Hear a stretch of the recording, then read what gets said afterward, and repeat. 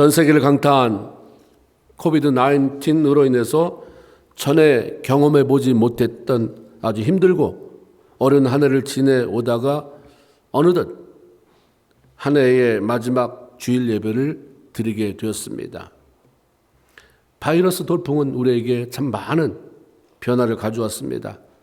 서로에게 이 바이러스의 피해를 주지도 말고 받지도 말자고 하는 의도에서 사회적 거리두기라는 말, 격리라는 말이 생겨났고 공공장소에서의 모임도 규제를 받아야 했습니다. 그러다 보니까 점점 모든 영역에서 사람이 사람을 기피하고 멀리하게 되는 현상이 일어났습니다. 그로 인해서 경제활동에도 큰 타격이 찾아왔습니다. 특히 성도들은 지금까지 해오던 교회 생활, 신앙생활에서 많은 것을 잃어버렸습니다. 나로 인해서 다른 사람에게 피해를 혹시라도 피해나 주지 않을까, 혹 다른 사람으로 인해서 내가 피해를 받지 않을까 하는 마음이 교회 예배에 참석하는 것조차 주저하게 만들었고, 만나면 반갑다고 악수하고 허그하며 격려해 주던 일, 함께 식사를 나누며 대화하고 교제하던 일들도 사라지게 되었습니다.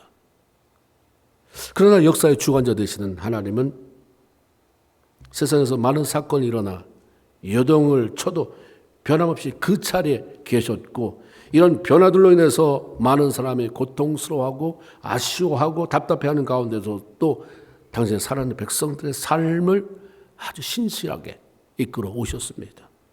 세상 끝날까지 우리와 함께 하시겠다고 약속하신 하나님은 2020년도 12월 마지막 날까지만이 아니라 2021년도에도 그렇게 할 것이고, 그리고 우리의 삶이 닿을 때까지 예수 그리스도께서 이 땅에 다시 오실 때까지 그렇게 하실 줄로 분명히 믿습니다. 그렇다면 우리는 마지막 주일 예배를 드리면서 지난 한 해 동안 하나님이 이렇게 도우셨다는데, 함께 하셨다는데 내가 그 하나님의 도우심을 받으며 살아왔나? 나는 그 하나님의 나와 함께 하심을 느끼며 살아온 사람인가? 그렇다면 뭐 때문에 그렇게 생각하는가? 또 뭐 때문에 하나님 나와 함께 하셨다 그렇게 감사하며 감격해 하는가? 만약 그렇지 않다면 한 해 동안 내가 열심히 교회에 나온 것 같은데, 헌금한 것 같은데 하나님이 나한테 해준 게 뭐 있어? 왜 나는 하나님으로 말미암아 뭘 느끼는 게 없지? 내 삶을 왜 연전하지? 그렇다고 한다면 이유가 무엇인지, 왜 그렇게 생각하는가? 왜 삶이 그렇게 됐을까? 전능자라고 하는 하나님을 섬기면서 나름대로는 수고하고 나름대로는 헌신하고 하면서 왜 내 삶이 그 지경이 돼서 연말까지 이뤘을까? 그럼 내년의 기대는 뭔가? 이유를 생각해보고 다가오는 새해는 어떤 삶을 살아야 그분의 풍성한 은혜와 도움 속에 살아갈 수 있을까를 한번 생각해보고 결단해야 할 것입니다. 오늘 본문에는 하나님의 선택을 받은 백성들임에도 불구하고 스스로 난 선민이다, 이스라엘 백성이야 라고 하는 그런 자부심 가진 백성임에도 불구하고 처절하게 패배를 경험한, 실패를 경험했던 이스라엘 백성들이 어떻게 회복을 경험했는지 그 사실을 우리에게 이야기해 주고 있습니다. 그 이야기를 한번 들어보세요. 이스라엘 백성들의 실패는 그들이 명목상으로는 하는 그런 모습은 하나님 선민 같았어요. 절기 지키고 흉내내는 것, 말하는 것 다 하나님 백성 같았습니다. 그런데 실제 삶 속에서는 하나님을 무시하고 자신들이 주인 행세를 하며 살아가는 데 있었습니다. 그들은 하나님의 말씀을 무시하고 우상 숭배하는 일에 깊이 빠져버렸습니다. 우상을 좋아하기보다는 우상을 섬기는 데 따르는 이방 사람들의 향락 문화에 취해버린 거죠. 우리는 예배 드릴 때 맨날 양이나 잡고 피나 흘리고 이제 힘물나. 근데 이방 제사에 가면, 이방신을 섬긴 데 가면 여자들이 너무 아름답게 치장하고 오고 못 보던 보석 달고 오고 술도 따르고 수많은 퇴폐적인 일들이 따르고 오감을 만족시키는 게 너무 많으니까 빠져버렸어요. 웬만한 사람들은 어떤 일에 깊이 빠져버리면 그것이 좋은 일이든 나쁜 일이든 헤어나오지 못하고 계속하게 되고, 그런 때는 누구의 충고도 절대 듣지 않습니다. 그때는 누구 말도 안 들어요. 이미 이상 문화, 이방 우상 섬기는 대표 문화에 깊이 심취된 이스라엘 백성들은 하나님의 말씀조차도 우습게 여겨요. 여기는 아니지만 다른 데 보면 하나님의 선지자를 통해서 보내면 때리고 죽이고 이미 취해버리니까 안 들리는 거예요. 하나님이라는 말, 그게 누군데가 돼버리는 거예요. 근데 행동은 해왔던 대로 그냥 그렇게 절기 그 자리에 가 있어요. 자기들이 하고 싶은 대로 살았습니다. 실패의 원인이었어요. 내 백성, 내 사랑하는 아들이 그렇게 살아가는 것을 하나님이 눈뜨고 볼 수만 없었습니다. 결국 하나님이 회초리를 드시죠. 하나님께서 자기 백성들을 따끔하게 야단치시고 잘못된 길에서 돌이키게 하는 회초리로 강대한 이방 나라를 사용하셨습니다. 하나님이 든 회초리는 죽이기 위한 것이 아니고 깨닫고 돌이키게 하기 위함이었습니다. 이번에는 블레셋이 사용되었어요. 이스라엘 백성들을 블레셋이 쳐들어오자 무작정 군사들을 모집해 나가서 에베네셀 곁에 진을 치고 싸웠습니다마는 4,000명의 군사가 죽는 패배를 경험했습니다. 엄청난 군사적인 손실, 많은 것을 뺏겼음에도 선민 우리에게 왜 이런 일이 닥쳤나 물어보지도 않아요. 깨닫지도 못합니다. 엎드리지 않아요. 물어보지 않아요. 급하게 벌어진 그 일 처리하려고 수습하려고 장로들이 모였습니다. 어떻게 이런 일이 일어날 수 있을까? 하나님의 선민이라는 우리가 어떻게 이방 민족, 할례받지 않은 민족 블레셋에게 이렇게 처참하게 깨질 수 있는가? 어떻게 될까? 자기들끼리 궁리하는 거예요. 하나님 빠지고 자기 생각, 이 말 저 말 말이 모아지더니 결국 나중에는 하나, 이번에 우리가 극단의 방법을 취해보자. 법궤 가지고 나가자. 법궤. 하나님을 모시고 나가니 이번엔 반드시 이길 것이다 라고 생각하고 싸웠습니다. 그 결과는 1차 전투 때보다 더 비참했어요. 3만 명의 군사가 죽었어요. 처음에는 4,000명이 죽었는데 법궤를 가지고 나갔는데 이기지는 못할 망정 10배가 넘는 인원이 죽었어요. 3만 명이 죽었습니다. 무엇보다도 그렇게 소중히 여기던 하나님이나 다름없는 하나님의 임재를 상징하는 법궤를 뺏기고 말았습니다. 얼마나 두려운지. 이러다 망하는 거 아니야? 불안합니다. 소망이 없어졌어요. 그런데도 문제는 하나님을 안 찾아요. 걱정만 하고 있어요. 불안해하기만 해요. 염려를 하고 있습니다. 승리에 도취된 이스라엘 블레셋 사람들은 빼앗아온 하나님의 법궤를 자신들이 섬기는 다곤 신전 앞에 갖다 놓습니다. 당신이 도와줘서 이스라엘의 신 이기고 우리가 이 법궤까지 뺏어왔습니다. 너무 당당히 갖다 놨습니다. 그런 상황 속에서 하나님은 스스로 자기 영광을 지키셨어요. 우리가 도와주지 않아도 하나님은 스스로 영광, 얼마든지 자기 영광 드러내고 영광을 지키신 분이에요. 그런데 하나님의 영광을 위해서 내가 쓰임받는다면 이거는 말할 수 없는 엄청난 특권이에요. 가문의 영광이죠. 법궤를 갖다 놓자마자 블레셋 땅 안에 문제가 발생합니다. 다곤 신상이 법궤 앞에 그냥 고꾸라지는 거예요.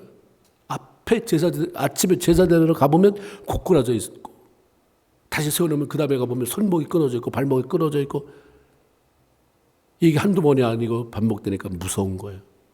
혹시라도 여기만 뭐가 누가 밤중에서 떨어뜨리나 옮겨봐요. 똑같은 현상이 일어납니다. 그런데 그것만이 아니라 온 백성에게 독한 종기가 그 종기의 재앙이 들끓기 시작을 합니다. 다른 지역으로 옮기면 옮길수록 더 극성스러운 재앙이 일어나니까 견디다 못한 블레셋 백성들은 결국 스스로 법궤를 이스라엘 진영으로 돌려보냈습니다. 이스라엘 백성들은 법궤를 받아서 길앗 여아림이라고 하는 동네 아비나답의 집에 옮겨놓았습니다. 하나님의 기적적인 방법으로 자기들이 뺏긴 법궤가 돌아왔는데 감동이 없어요. 그렇게 반가워하지도 않습니다. 놀라운 일을 행하신 하나님에 대한 경외의 감이나 삶의 변화가 없어요. 하나님보다 지금 당하는 내 문제가 너무 크니까 왔구나. 다시 돌아서 여전히 걱정, 그지? 이게 너무 많아요. 블레셋 사람들이 법궤로 인해서 저주 같은 상황이 벌어지니까 어쩔 수 없이 법궤는 돌려줬지만 자신들이 전쟁에서 패배시킨 이스라엘 백성들에 대한 억압은 계속된 거죠. 그게 20년이나 갔어요. 블레셋 사람의 억압에 의해서 소망 없이 살았는데 그러면 이게 도대체 뭔가 물어봐야 되잖아요. 뭐 때문일까? 그렇게 20년 동안 살았습니다. 2절에 보니까 괴가 기럇 여아람에 들어간 날부터 20년 동안에 있은지라 이스라엘 온 족속이 여호와를 사모하니라. 20년의 기간이 차니까 사모하니라 그랬는데 여기서 사모하니라는 말은 이제 주님 아니면 안 되겠구나 이걸 깨달았다는 얘기가 아니에요. 영어 성경에는 mourn이라고 되어 있더라고요. 몹시 슬퍼한다. 큰 소리로 울부짖었다. 이런 의미를 가지고 있습니다. 실패하고 하나님을 바로 찾지 않았어요. 고통스러운 상황에 빠졌으면서도 20년 동안 하나님을 외면했습니다. 사람이 하나님을 어떻게 이길 수 있겠습니까? 하나님 뭐라고 안 해도 극한 상황 속에 어려운 상황 속에 하나님이 침묵하고 계시면 죽어나는 것은 사람이에요. 하나님이 가만히 계실 수 있어요. 침묵하고 1000년도 만년도 기다릴 수 있습니다. 답답하고 죽을 지역은 나와 여러분이지 사람이죠. 더 이상 견딜 수 없게 되자 그때서야 하나님을 찾게 됐습니다. 이스라엘 백성들이 고통 가운데 하나님을 향해 부르짖자 얼마나 하나님이 이 순간을 기다렸든지 즉시로 대답해요.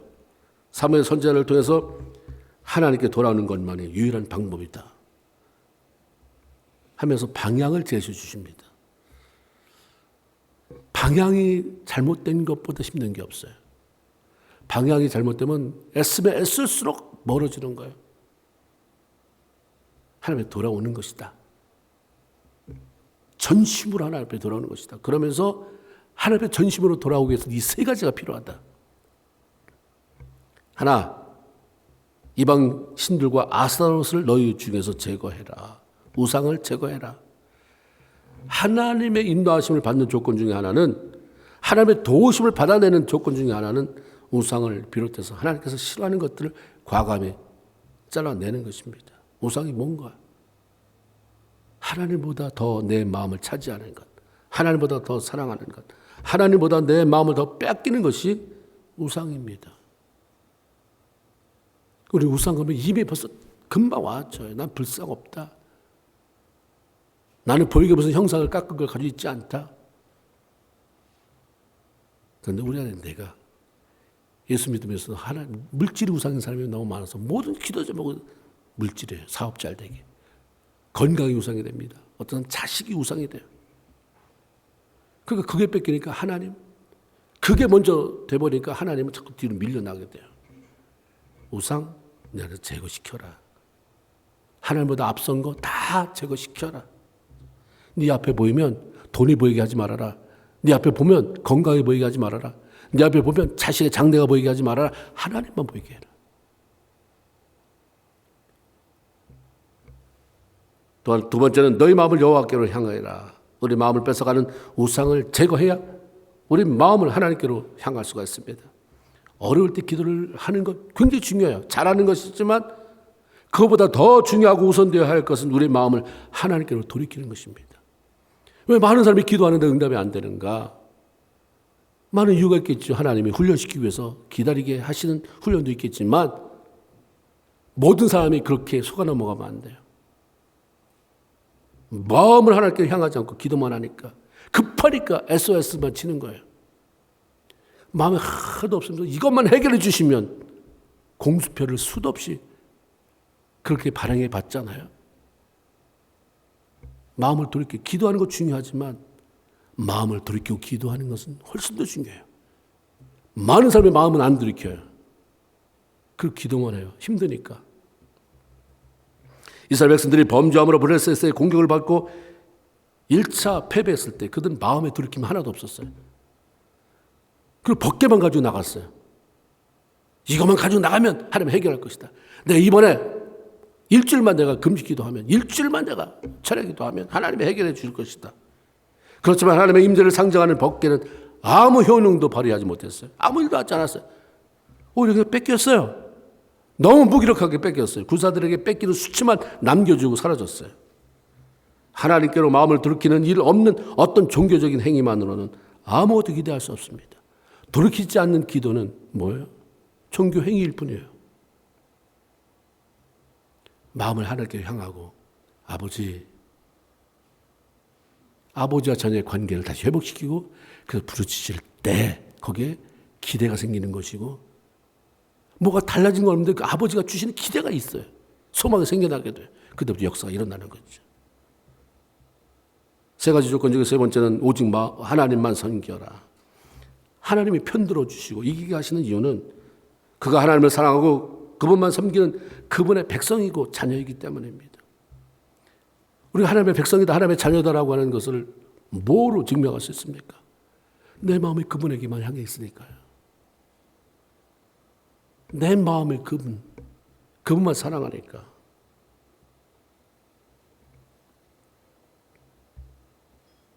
나는 하나님을 잘 섬기는 신앙인인가? 만일 그렇게 말했다고 한다면, 그렇습니다 하면 무슨 근거로 그렇게 말하는가? 우리가 이제는 좀 슬렁슬렁 넘어가지 말아야 돼요. 기독교적인 용어에 너무 속아넘지 말고 멋지게 그렇게 사용하는 거에 나도 그렇게 살으려니 하지 말아야 돼요. 하나님이 도우셨죠. 도움의 증거 대봐라. 아무것도 없으면서 그냥 빈말로 도와주셨습니다가 아니에요. 하나님 섬기나? 하나님 섬기죠. 네가 하나님을 섬기고 잘 섬기고 있다는 증거가 뭐냐? 말은 잘 섬기는데 아무것도 없어요. nothing. 하나님 물질을 드리나 시간을 드리나 내 삶을 헌신하나 그런 게 없는데 너무 우리는 그 용어에 익숙해져 버렸어요. 하나님 잘 섬기죠. 어떻게 살아야 됩니까? 하나님 잘 섬기면서 살아야 되죠. 근데 어떻게 변해갔네? 어떻게 삶에 하나님은 잘 섬기는데 하나님이 약속한 그 열매가 없느냐 이 말이에요. 그렇다고 한다면 우리를 찾아봐야 돼. 돌아봐야 되는 것이죠. 하나님은 빈말하지 않잖아요. 우리는 수도 없이 빈말해요. 지금 여기서 결단하고도 오늘부터 기도 열심히 해야지. 돌아가면 금방 없어져 버려요. 말해놓고 안 하기를 수도 없어요. 우리가 기억하지 못해서 그렇지 하나님이 한번 너 나랑 같이 독대하지 해놓고 하나님 쭉 네가 했던 말들, 네가 대표 기도하면서, 네가 개인 기도하면서, 네가 설교하면서, 네가 이러면서 했던 얘기 쫙 쓰면 이렇게 했지. 여기서 몇 개? 너 1000번 했다, 10,000번 했다. 야, 5개? 이유가 있는 거예요. 이유가. 너무 많이 빈말을 해놔요.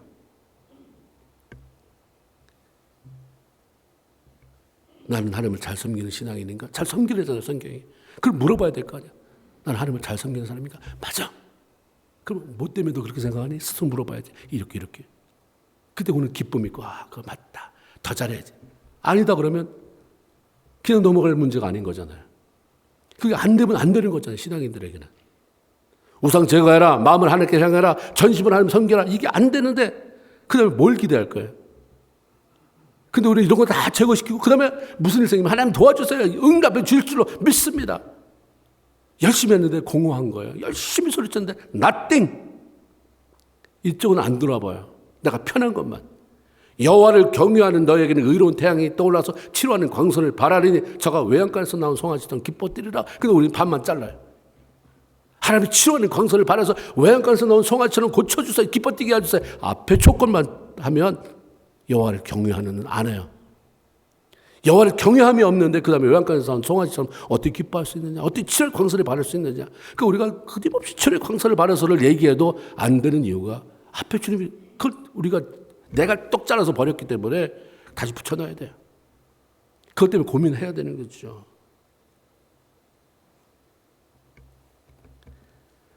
하나님은 이스라엘 백성들에게 내가 지금 얘기한 거 알지? 전심으로 돌아와라. 그러고 있어. 3가지. 뭐예요? 하나는 하나님 싫어하는 우상 제거해라. 마음을 하나님께 향해라. 전심으로 하나님만 섬겨라. 이거가 되면 3절이에요. 너희를 블레셋 사람의 손에서 건져내리라. 다 얘기해 줘요. 다 얘기. 블레셋은 항상 우리를 공격해오는 사단의 공격, 숨은 어둠의 세력, 아니면 삶 속에 일어나는 우리를 행복하지 못하게 만드는, 우리의 기쁨을 앗아가는 수많은 문제를 말하는 것들이죠. 약속하잖아요. 그거 다 제거시키고 내가 그런 것으로부터 너를 건져내겠다. 어떻게 하면? 전심으로 돌아오면. 전심으로 돌아오는 게 뭔데? 이 세 가지 얘기하시잖아요. 이스라엘 백성들은 자신들의 삶이 너무 고통스러우니까 너무도 간절하게 블레셋의 손에서 벗어나기를 원했기 때문에 하나님이 사무엘 통해서 제시한 말씀에 그대로 순종해요. 그때서야 사무엘은 이스라엘 백성들을 데리고 미스바로 올라가 기도하죠. 무조건 가서 기도하지 않았어요. 하나님 말씀이 이렇게 하랬더라. 그렇게 하겠습니다.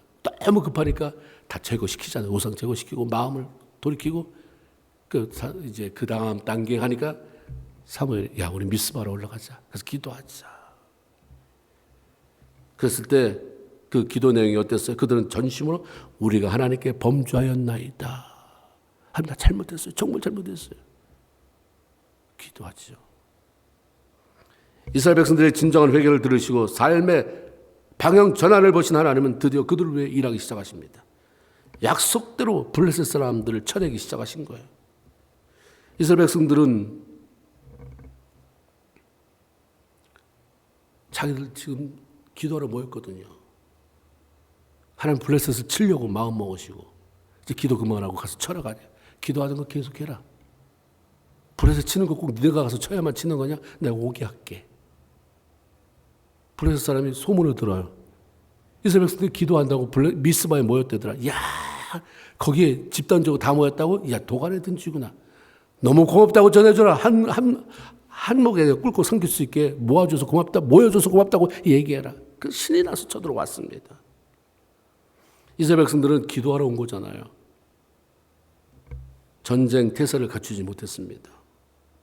그러나 하나님은 이스라엘 백성들로 하여금 기도하던 자리 미스바에서 하나님께서 어떻게 일하시는지 두 눈으로 똑똑히 목격하도록 각본을 만드셨어요. 하나님께서 큰 우레를 바라셔서 블레셋 군사들로 하여금 공포와 겁에 질리게 만듭니다. 천둥 보통 치는 게 아니라 마치 하늘이 깨질 것 같은 어둠이 캄캄하게 몰려오고 하늘이 깨질 것 같은 천둥 번개가 친다면 여러분 어떻겠습니까? 신바람 나서 춤을 추겠습니까? 예수를 잘 믿는 사람도 어쩌면 뭐야 들었을 텐데 기도하는 백성들을 지금 치러 온 블레셋 사람들이 이건 뭐야 혼비백산하게 되죠. 말할 수 없는 두려움 때문에 막 도망치기 시작합니다. 뭐 군대 오합지졸이 돼버렸어요. 이스라엘 백성들이 아무것도 안 했어요. 기도하러 모였다가 기도하는데 웅성웅성 쳐들어왔다. 어떻게 하지? 하나님 어떻게 할까요? 그런 사이 하나님이 일하신 거잖아요. 그들은 아무것도 안 했는데 백성들은 블레셋 군사들은 도망치기 시작합니다. 그래서 그 뒤를 쫓아가 그들을 치고 승리를 취합니다. 성도들의 승리의 삶은 우리가 애써서 만드는 것이 아니라 하나님의 도움으로 이루어지는 것입니다. 우리는 너무 노력해야 돼. 말씀에 노력해야 되는데 하나님을 제거시킨 노력은 이를 꼬이게 만들어요. 힘들어요. 일단 내 노력 가지고 안 되는 게 얼마나 많이 있습니까? 노력 안 해서 우리가 힘들어집니까? 노력하는데 안 되니까 문제가 생기는 거죠. 나는 안 되나 보다. 그러니까 좌절이 되는 거죠. 하나님 아시잖아요. 네 노력 가지고 안 된다. 블레셋과의 싸움에서 승리를 한 이후에 사무엘이 큰 돌 하나를 기념비로 세웁니다. 그 이름을 에벤에셀이라 이렇게 불렀어요. 에벤에셀은 블레셋과 2번이나 싸워서 패배하고 법궤를 뺏긴 그런 장소입니다. 그러나 기념비를 세운 장소는 그때의 에벤에셀이 아니에요. 미스바와 겐 사이라고 그랬어요. 그러니까 장소가 에벤에셀이 아니라 기념비를 세운 돌의 이름을 에벤에셀이라 지은 거예요. 실제로 에벤에셀이라고 하는 땅은 따로 있는 거죠. 이스라엘 백성들이 전쟁하려고 진을 쳤던 곳이 거기가 에벤에셀입니다. 근데 에벤에셀 여러분 생각해 보세요. 2번이나 쳤어요. 3,000명 죽었 4천 명 죽었습니다. 3만 명 죽었어요. 벗게 뺏겼어요. 그 에베레스는 이스라엘 백성들에게 전쟁의 패배와 법궤를 뺏긴 마음의 상처를 남긴 그런 곳입니다. 더 이상 기억하고 싶지 않은 곳입니다. 근데 왜 사무엘은 하필이면 승리한 이후에 기념비의 이름을 에베네셀이라고 말했을까? 에베네셀 그러면 먼저 떠오르는 게 그때 법궤를 뺏겼지. 우리가 찾아오지도 못했는데 저 이방 민족이 안아서 보내오는, 감사는 하지만 우리는 너무 부끄러운 그 시간. 그때 우리 동료, 우리 옆집에 살 때 그 형제가 그때 죽었지. 그때 4만 명, 3천 명 죽을 때 그때 죽었고, 그 다음에 3만 명 죽을 때 그때 죽었고, 생각도 하기 싫은데 왜 이름을 에베네셀에다 붙였냐 이 말이에요. 에베네셀이란 단어의 뜻은 도움의 돌, 하나님께서 여기까지 도우셨다는 의미입니다. 여기서 첫째는 뭐예요? 하나님이 도와야 이긴다는 사실을 알리고 싶은 거예요. 도움의 돌이다. 봤지? 해봤지? 3천 명? 4천 명 가지고 이겼냐? 그래서 벗겨 가지고 나가고 4만 명 데리고 3만 명 데리고 나가고 이겼냐? 언제 이겼어? 우레가 말할 때 그 우레가 누가? 하나님이. 네가 위에서 천둥치게 할 수 있어. 번개치게 할 수 있어. 우박이 내리게 할 수 있어. 그 누가 하셨어? 하나님이.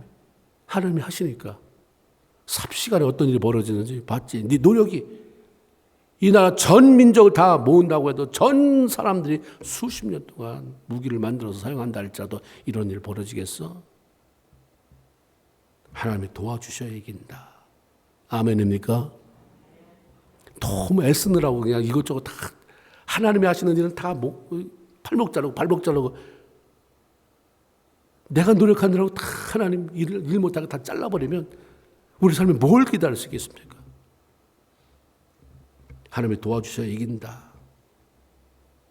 하나님 없는 내 노력만으로는 불가능한 게 너무 많다. 첫째. 두 번째는 하나님의 도움을 받으려면 우리가 경험했지 않느냐. 왜 전에는 못 받았니? 하나님의 도움을. 우리 하나님의 백성인데 하나님의 도움을 받으려면 반드시 우리가 경험한 것처럼 우상을 제거하고 마음을 하나님께로 향하고 오직 하나님만 섬기는 삶을 살아야 된다.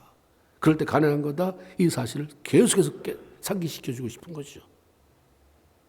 그래서 도움의 돌. 에베네셀. 또 하나는 하나님은 반드시 회복시켜 주시는 분이다라는 사실을 알려주고 싶은 거예요. 이스라엘 백성들이 전쟁을 치르기 위해서 진을 쳤던 에베네셀, 똑같은 에베네셀이잖아요. 하여튼 그 사연이 어떻든 간에 이름은 에베네셀 똑같아요. 도움의 돌, 도우신 하나님. 그런데 그들은 그때 도우신 하나님, 에베네셀을 지치자, 에베네셀 많이 했는데 하나님이 자기를 도와주시는 것을 경험해 보지 못했던 그때였습니다. 자신들이 잘못한 것은 생각지 못하고 왜 에베네셀 하나님, 도와주시는 하나님인데 우리는 안 도와주셔서 이렇게 폭삭망하게 하셨을까? 왜 두 번씩이나 치게 했을까? 왜 법궤가 뺏기게 했을까? 하나님에 대한 불신, 실망, 분노, 상처 등 하나님에 대한 많은 부정적인 것을 가지고 있었을 것입니다. 그런데 하나님은 이스라엘 백성들이 하나님을 향해 다시 돌아섰을 때, 마음을 돌이켰을 때, 하나님을 바라봤을 때 약속대로 브레셋과의 싸움에서 그들을 이기게 하셨고 백성들이 그동안 가졌던 상처를 다 씻어줬어요. 회복시켜 주셨어요. 하나님의 백성, 하나님은 약속을 반드시 이루시는 분이다. 하나님의 백성의 끝은 실패와 패배가 아니라 승리와 회복이다. 믿습니까? 아직 승리가 안 됐으면 아직 끝이 안 온 거예요. 여러분이 죽지 말아야 돼요. 예수님이 그렇게 처절하게 실패만 하다가 인생을 그렇게 도장 찍으면 한숨 쉬다가 죽는 거 하나님이 원치 않는 거예요. 여러분 모든 영역 속에서 실패로 마치는 것. 난 내 가정 이렇게 쪼개지고 내 사업 이렇게 그렇게 시름시름 앓다가 죽었다. 하나님 원치 않는 거예요. 백성 그렇게 있었어요. 하나님 제시하잖아요. 전심으로 돌아오면 내가 짜오는 너에 대한 그런 그 각본은 실패로 맞춰지는 인생이 아니다. 승리고 회복이다. 그러니까 하나님이 제시하잖아요. 제시를 따르니까 그때 효과가 나타난 거예요. 하나님이 그렇게 하시는 분이고 그렇게 하시려고 하는데 그러한 역사가 일어나지 않는 것은 하나님의 조건을 전심으로 돌아와라. 우상 제거라. 하나님보다 좋아하는 거 제거해. 나만 바라봐. 하나님만 섬겨라고 하는데 안 들으니까, 안 하니까 그냥 그렇게, 그런 사람이 너무 많으니까 아무개 목사님도 그렇게 죽었고 장로님도 권사님도 그렇게 죽었다는데 나라고 별 수 있겠어. 인생이 그런 거지. 기대가 하나도 없는 거예요. 하나님 그렇지 않습니다. 해피엔딩이에요. 하나님은. 하나님의 이야기는 뭐가 좋아요? 끝이 좋다요. 끝이 좋다. 왜? 하나님 해피엔딩으로 마치도록 했거든요. 그래서 우리가 깊이 좀 생각해 봐야 돼요. 사무엘의 기념비를 세운 것은 이스라엘 백성들이 하나님께서 하신 모든 일을 기억하고 그 후손들에게 전하도록 하기 위함입니다. 기억한다는 것은 잊지 않는 거예요. 두고두고 생각하며 떠올린다는 의미죠. 지난날 함께 하신 하나님에 대한 기억을 새롭게 하며 그로 인해서 힘을 얻고 앞으로 나가라. 수도 없이 부정적인 생각이 들어와도, 수도 없이 어려운 상황이 벌어져도 하나님이 결국 마침내 이루려고 하는 건 그게 아니다. 빨리 회복시켜라. 빨리 돌아서라. 빨리 하나님께 돌아와라 하는 말씀이죠. 우리는 말씀에 비추어 올 한 해를 돌아보면서 내가 올 한 해 동안 왜 하나님 때문에 기쁨이 그렇게 없었을까? 왜 내가 하나님이 도우셨습니까? 하면 왜 떳떳하게 맞습니다. 하나님 나에게 얼마나 많이 도우셨는데 라고 말할 수 있는 간증이 없는가? 매번 그렇게 살 수 있겠어? 어떤 때는 그렇게 될 때도 있고 아닐 때도 있고 그렇게 말씀하지 마세요. 그래서 그냥 얼렁뚱뚱 묻어가려고 하지 마시고 그렇게 스스로를 변명하려고 들지 말고 사람들 앞에서 어떻게 말하든 하나님 앞에 단독자로 분명히 우리 모습을 살펴야 됩니다. 그래 내년도에 소망이 있어요. 내년도에 하나님 희망을 주실 줄로 믿습니다. 무슨 근거로? 내년도에 희망을 주실 줄로 믿습니다. 기도하고 갔다고 해서 내년도에 희망이 찾아올까요?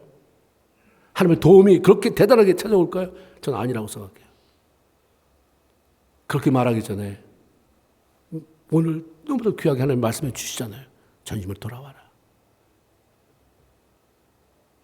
너 나보다 사랑하는 거 자꾸 좀 제거시켜. 너 나 사랑한다고 그러다가 돈 문제만 걸리면, 건강 문제만 걸리면, 자식 문제만 걸리면 어디 그렇게 변하냐가 아니라 변없이 난 주님만 보입니다. 주님만 섬깁니다. 그랬더니 정말 약속하신 대로 블레셋의 손에서 나를 건져내는, 블레셋처럼 수없이 나를 공격해오는 모든 근심 걱정 염려거리에서 나를 구원해 주신 하나님을 경험하는 저 여러분이 되길 주님의 이름으로 축원을 드립니다. 에베네셀의 하나님이십니다. 그 하나님 오래 경험 못했습니까? 하나님 안 죽어요. 하나님 나이가 더 들지도 않아요. 그대로 계실 거니까 올해 잘 마무리하고. 올해 기뻤습니까? 그 더 기쁨이 생기도록 하나님 앞에 감사 충만히 하시고. 부족했습니까? 그럼 내년도에 그 에베네셀 하나님은 반드시 내가 경험하리라 그런 마음으로 자기를 한번 좀 단장해보는, 바쁘게 그냥 우울하게 아니면 낙심 속에 그냥 내년 그렇게 맞지 말고 다시 한번 그렇게 정돈한 가운데 새로운 출발해서 내년도에는 1월 1일부터 소망이 차오른, 나는 그냥 아무것도 한 게 없이 결단만 했을 뿐인데 마음에 막 기쁨이 생기고 뭔가 잘 될 것 같고 뭔가 하나님이 도우실 것 같은 이런 기대 속에 첫 발을 띄고 그래서 1년 내내가 승리하는 저와 여러분 다 되기를 주님의 이름으로 축원을 드립니다. 아멘. 기도합시다. 그러면